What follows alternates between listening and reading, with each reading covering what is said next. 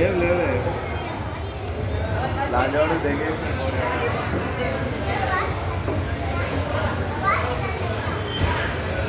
చాలా సరిగా ఇది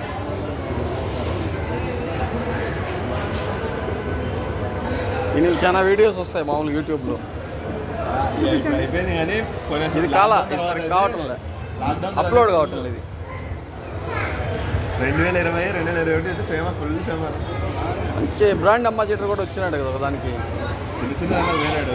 శివ ఇంటర్వ్యూ చేశాడు, బాగా చేశాడు శివ. ఏనా ఇంటికి పోయి ఫస్ట్లో బాగా వచ్చిందా మరి దాస్తా ఉన్నది.